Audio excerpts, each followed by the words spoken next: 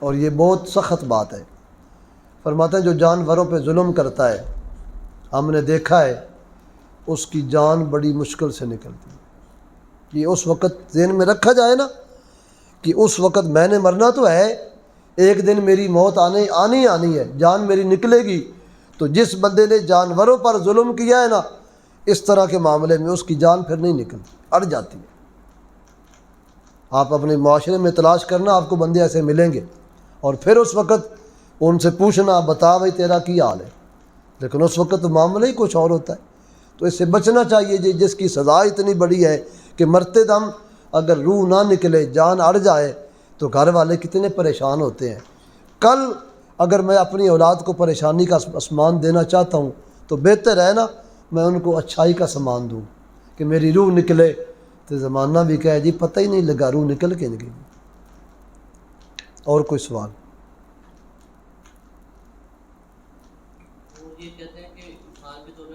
ایک بکرا ایک ہی مرد یا عورت کے لیے ہوگا، اور جتنا بھی مہنگا ہو جائے تو اس میں 2 اور 2.25 1.25 بندہ بھی شامل نہیں ہو سکتا۔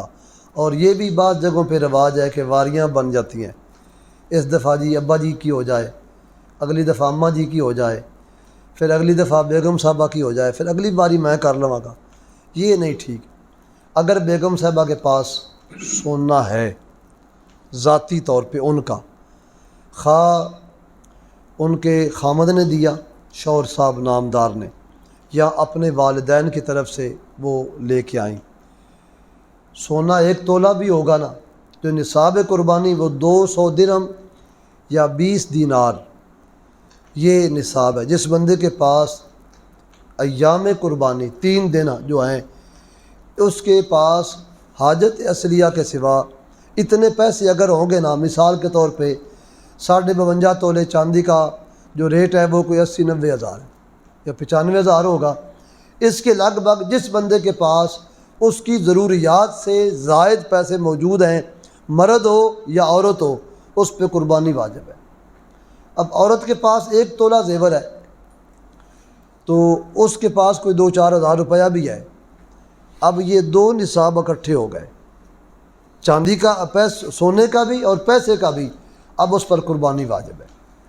اگر صرف سونا ہے 1 تولہ تو کوئی قربانی واجب نہیں، 2 تولے ہے پھر بھی کوئی نہیں۔ پھر یہ چونکہ اس کے پاس سونا ہے، اب سونے کا نصاب بڑھتا گیا 7.5 تولے۔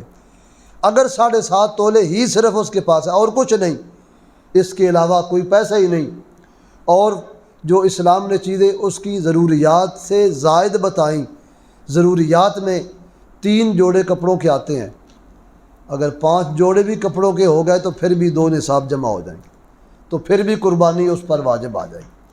اور شوہر نامدار میاں صاحب خامند، ان پر الگ قربانی ہے۔ اگر ایسا ماحول ہے کہ بیوی کے پاس سونا بھی ہے، پیسے بھی ہیں، مرد اس دفعہ مقروض ہے، کاروبار کے حالات نے اس کو ڈاؤن کر دیا، کاروبار ہے پر قرض بھی چڑھ گیا ہے، تو اب مرد قربانی نہیں کر سکتا، عورت باہر کا پھر بھی کرے گی۔ یہ مسئلہ دوسرا اب آ گیا۔ اگر مرد کے اپنے کاروبار کے سسٹم ٹھیک ہے تو مرد الگ کرے گا، بیٹا بھی کام کرتا ہے، شادی شدہ نہیں، ایک ہی گھر میں کھانا پکتا ہے، ایک چولہے سے روٹی پکتی ہے، تو 2 بیٹے ہیں، 3 بیٹے ہیں، اور وہ اپنا اپنا کام کرتے ہیں، تو وہ صاحب نصاب ہیں، تو ان پر بھی الگ الگ قربانی واجب ہے۔ اور پھر قربانی کا ایک اعزاز بھی ہے، فرمایا جو بندہ تنگ دست بھی ہو، غریبی دعوے میں ہو، قربانی کرے تو یاد رکھنا یہ قربانی تنگ دستی کو مٹاتی ہے، اس سے غربت دور ہوتی ہے، مال کی خوشحالی کا زمانہ آ جاتا ہے۔ آزمایا ہوا ہے لوگوں نے، میں کئی بار بیان کر چکا ہوں، اور کتنے بندے بازار گجرات کے ایسے ہیں جنہوں نے بتایا کہ ہم نے بڑے طویل دھاگے کیے، نہیں فرق پڑا، پر مشکل سے قربانی قرض لے کے بھی کی ہے تو اللہ نے مالا مال کر دیا۔ اس میں بڑی برکت ہے، اللہ کے ساتھ یہ سودا ہے۔ اللہ تعالیٰ اس آنے والے جو خاص ایام ہیں ان کی ہمیں برکات عطا فرمائے۔